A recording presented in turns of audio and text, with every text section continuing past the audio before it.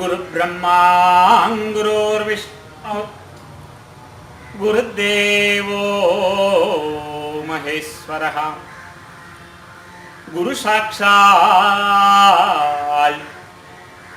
परब्रह्मं तस्मै श्री गुरवे नमो।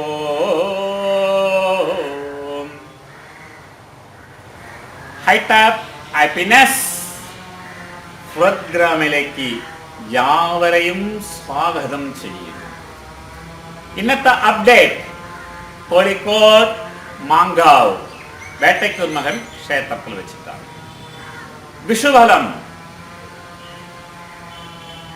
എങ്ങനെ ഉണ്ടാവും എന്ന രീതിയിൽ തിരുവോണ നക്ഷത്രം 2019-20 തിരുവോണ നക്ഷത്രം എങ്ങനെ ഉണ്ടാവും എന്ന രീതിയിലാണ് നോക്കുന്നത്.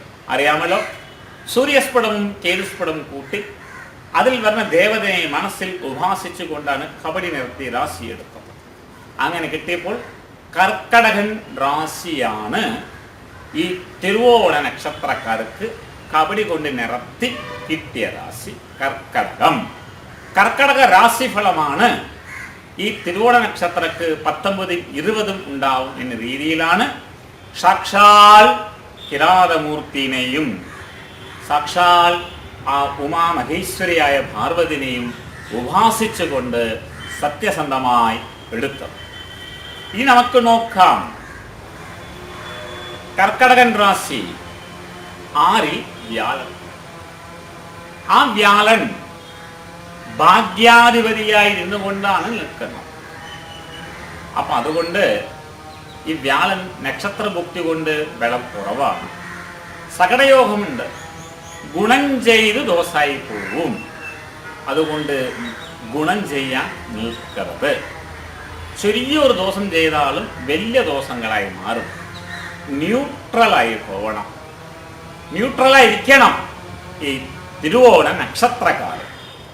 എന്താണെന്ന് വെച്ചാൽ വ്യാഴൻ പ്രസാദിച്ചിട്ടില്ല. ഇതൊരു ഗെയിമാണ്, ഗെയിം. ഇവിടെ ജ്യോതിഷത്തിൽ ഗുണദോഷങ്ങളില്ല. നിങ്ങൾ പൂർവികർ എന്താ ചെയ്തു വെച്ചത് അതിൻ്റെ എഫക്റ്റ് നിങ്ങൾ അനുഭവിക്കുക. അപ്പോൾ അതുകൊണ്ട് അതനുസരിച്ചുള്ള സ്റ്റേറ്റ്മെൻറ്റുകളാണ് ഞങ്ങൾ മറിച്ചും തിരിച്ചും പറയുന്നത്. ഇന്ന് ഇങ്ങനെയാണ് എന്ന് മാത്രം. അതുകൊണ്ട് വളരെ നോക്കി കൈകാര്യം ചെയ്യണം. ഗുണം ചെയ്ത് ദോഷമായി പോകും ഈ കൊല്ലം. 4-ൽ 5-ൽ ഗുളികൻ. അപ്പം 5-ൽ ഗുളികൻ വന്നാൽ മനസ്സ് ബേജാറാവും. സെക്സ് വിഷയത്തിലും സാമ്പത്തിക വിഷയത്തിലും തട്ടിപ്പ് തരികിട നടത്തി മുന്നോട്ട് പോകുന്ന തീരുമാനങ്ങൾ വരും. ആ തീരുമാനപ്രകാരം പ്രവർത്തിച്ച് കുറ്റബോധം സമ്പാദിക്കും. അതുകൊണ്ട് ആ വിഷയത്തിൽ പോവാതെ കണ്ട് വളരെ ശ്രദ്ധിച്ചുകൊണ്ട് കൈകാര്യം ചെയ്യണം.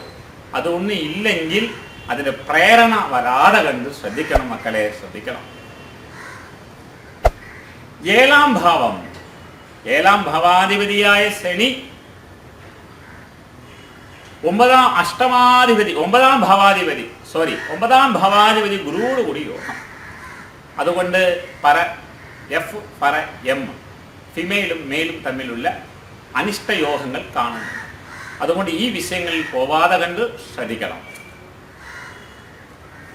8-ൽ ശുക്രൻ, സുഹൃതാധിപതിയായ ശുക്രൻ. 4-ാം ഭാവാധിപതി ശുക്രൻ അഷ്ടമത്തിലാണ്. കർമ്മദോഷങ്ങൾ, ധനനാശങ്ങൾ, ആരെങ്കിലും നിങ്ങളെ പറ്റിക്കുക, നിങ്ങൾ മനഃപൂർവ്വം മറ്റുള്ളവരെ പറ്റിക്കുക, ഈ പറ്റിക്കലുടെ ഒരു സമ്മേളനങ്ങളായി ആയിത്തീരും ഈ തിരുവോണ നക്ഷത്രക്കാർക്ക്.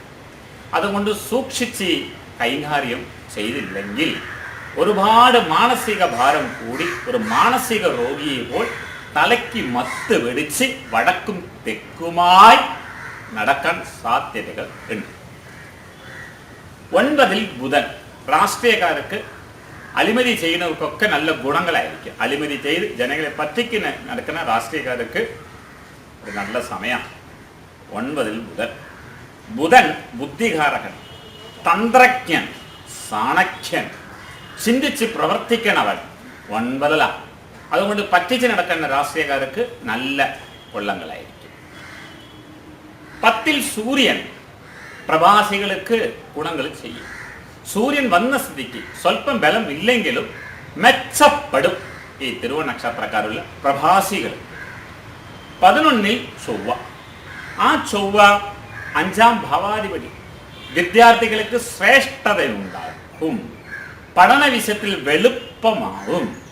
ഇതിനോട് ബന്ധപ്പെട്ട് അബ്രോഡ് വിദേശം പോകാൻ ആഗ്രഹിക്കുന്ന വിദ്യാർത്ഥികൾക്ക് നല്ല ഗുണങ്ങൾ ഉണ്ടാവും.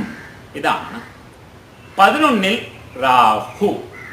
11ാം ഭാവാധിപതി ബുധൻ 9ൽ. 12ൽ രാഹു. 12ാം ഭാവാധിപതിയായ ബുധൻ 9ൽ.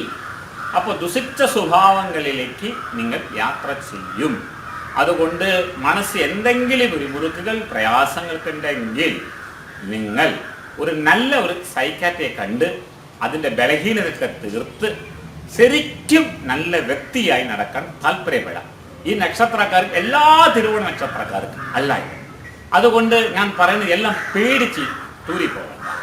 ഇത് ഉള്ളവർക്ക് തിരുമേനി പറഞ്ഞ് ചില ഈ കാര്യങ്ങൾ എനിക്ക് കുറച്ചുണ്ടിട്ടാ അങ്ങനെ പറയുന്നവർക്ക് മാത്രമേ ഇത് ചെയ്യാവൂ. അല്ലാണ്ട് എല്ലാ തിരുവോണ നക്ഷത്രക്കാർ അല്ല.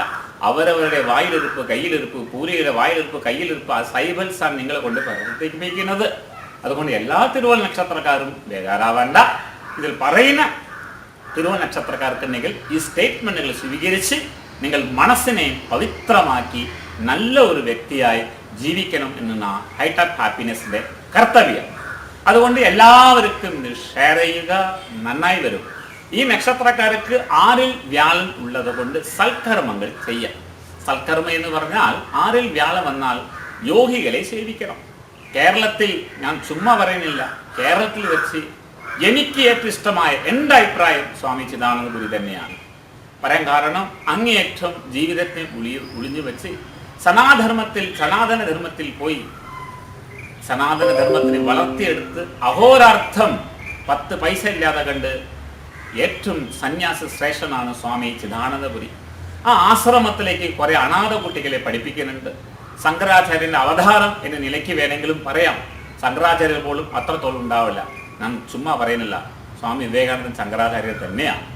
അപ്പൊ അതുകൊണ്ട് ആ ആശ്രമം സന്ദർശിച്ച് അവിടെ പഠിക്കാനുള്ള വേദം പഠിപ്പ് സ്കൂൾ എല്ലാം പഠിപ്പിക്കുന്നുണ്ട്. ആ കുട്ടികൾക്ക് എന്തെങ്കിലും ചെയ്യുക.